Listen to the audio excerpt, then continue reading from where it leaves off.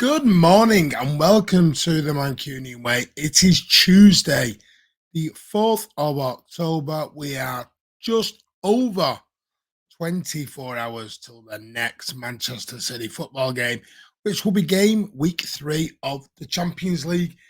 And if you did miss our preview, go back and watch our preview with myself, Xander, and Vader live last night. It was a decent show. Quite proud of that one, and I hope everyone does enjoy it. Go back, give that a watch. But on to today's daily news in 10. So, what I'm going to do for you, something annoyed me tonight so much that I had to go and tweet about it. I don't normally have a rant on Twitter. I try and leave that to other people. Don't try and rant on the Twitter sphere. I don't like to do it. But a couple of things really annoyed me a little bit. And it came in the form of something that I read when it came to Talksport Edge. Now, I understand Talksport right now have a few hosts from fellow YouTubers, massive YouTubers, nothing like ourselves out the Mancunian way, massive YouTubers and ex-footballers. Now, ex-footballers can be very opinionated. Obviously, it gets the ratings up, the listeners up, everything up. But this one involves former Tottenham Hotspur Wolves player Jamie OHara. Now, how do I put this? Basically, it started off, we all know, since Manchester City signed Erling Haaland, we were told Erling Haaland will be a flop. Bundesliga tax, he's gonna be injured and blah, blah, blah. They can't say that anymore because obviously 14 goals so far within the Premier League, that is 17 goals in all competitions. That's before he hits Wednesday night. He's on course right now with his current striking rate. I think he's like scoring in like every 57, 58 minutes as a goal from Erling Braut Haaland, the old Nordic meat machine. So what they're now saying is that, and this came from Jamie OHara, that Erling Haaland's too big for Manchester City. And it was along the lines of he needs to go and play. A player like him should be playing for Barcelona, should be playing for Real Madrid, should be playing for Liverpool, should be playing for Man United, not for Manchester City. As though Manchester City are lucky to have him. And that we should get used to the idea that he won't be here for his contract. Then, obviously, Fabrizio Romano tweeted out something yesterday about his release clause in 2023, 2024, 2025, whenever that was,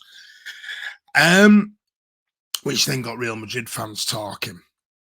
Now, all this is a distraction to take away from the way Erling Haaland is currently playing and what he's doing. Manchester City have a world generational talent on their hands.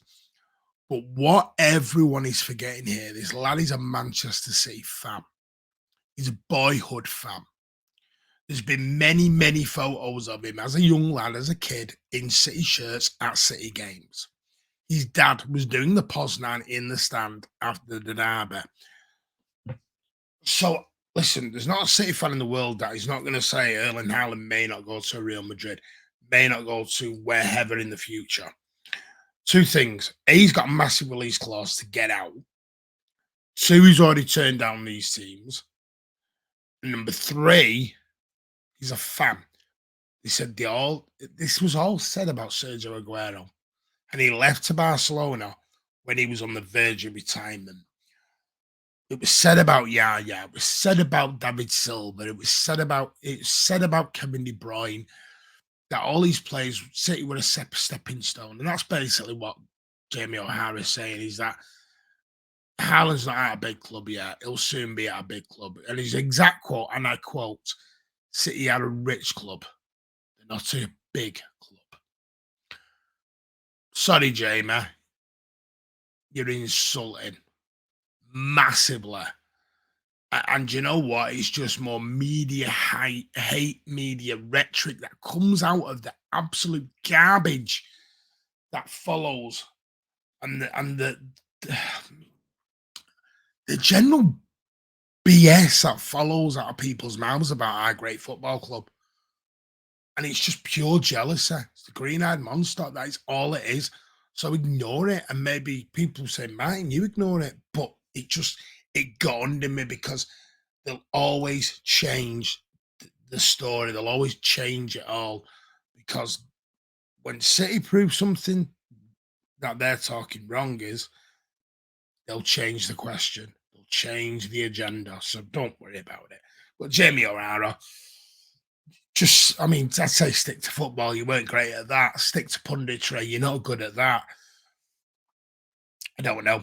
Just stick to whatever you're good at. And at the moment, punditry and opinions on football ain't it, sunshine. But anyway, let's move on to the next piece of news. What I'm going to do for you here, I'm just going to give you, this is a very, very busy month coming up for Manchester City Football Club.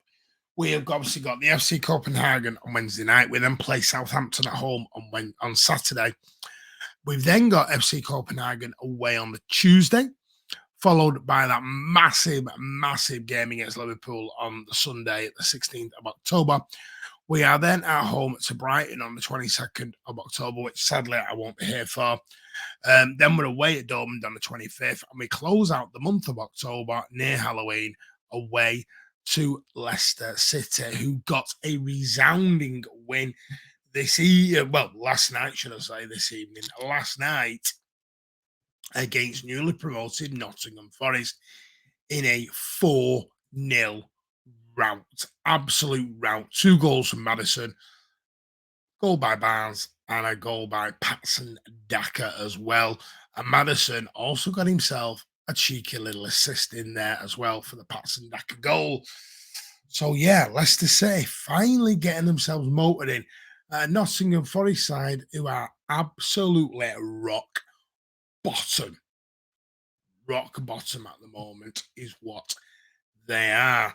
So what I'm going to do now, I'm going to move on to some other stories that have actually come out from the derby. A little bit of derby fallout for you. Apparently, there was a massive rant and argument between Lisandro Martinez and Bruno Fernandes after the derby. It was so loud it could be heard outside in the corridor.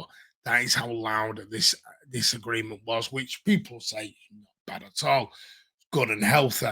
But considering he's the butcher and Bruno Fernandes is the greatest midfielder ever, I'm not sure what is going on there. But yeah, not good if you ask me. But yes, there we have a little bit of derby fallout. United, few things to wonder about, and it's always good to see that we've upset them that much. Still makes me buzz that we stuck 6 by him. Cannot wait for the next one. Even I'm excited for the next one now.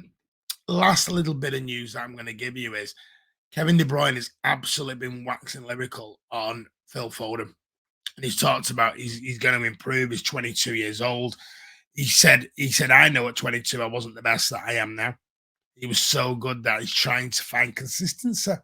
He's been playing unbelievably for us, so we will be at Manchester City for a long, long time. He said, I eventually seen him play more centrally. I'm sure you heard me say that on the channel before. When he gets older and gets more stamina, which is, I think, is always the plan for Pep Guardiola. Pep Guardiola, to get into a midfield, you need to be fully trusted. And what Pep likes to do is he likes old heads in that midfield. The more older players, the more experienced players, go back to his Barcelona days, Xavi, Iniesta, Busquets, City, Fernandinho. He likes Rodri's. I know he's still youngish, but he likes older heads in that midfield. Gundogan, for example. KDB is now 31, so he does like experience. Because for me, a midfield in Manchester City is the pivotal to Pep ball. Totally is. All possession based, spray it right to left, overlaps, go sideways, a little bit backwards, forwards. That's the linchpin, that midfield. So Phil, for me, Kevin's spot on. He's 22 and he will get better. Absolutely better. Says the guys who come in City have done really well, so we have to give them props for them coming in. changing the teams and playing the way they are for us is so, so good.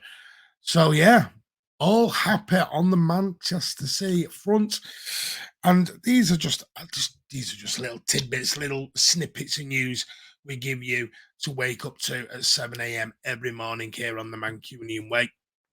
Don't forget, go back and watch last night's preview to the FC Copenhagen game with myself and Xander, and I did remind you all at the start of the stream.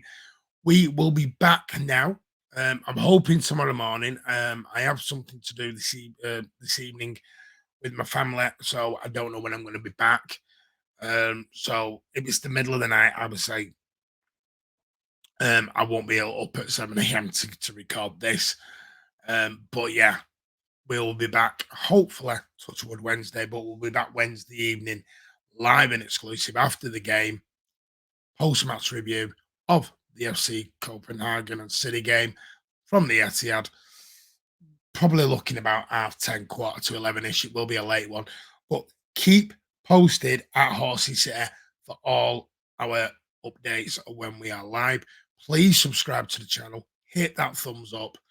I know these are only brief, they're only short, but keep you in that little bit of loop of football, gives you that little bit of football juice that you need first thing in the morning at 7 a.m. Have a wonderful, wonderful Tuesday from everyone here at the Mancunian Way. We're now over 800 subs. Thank you so much. Keep that pushing.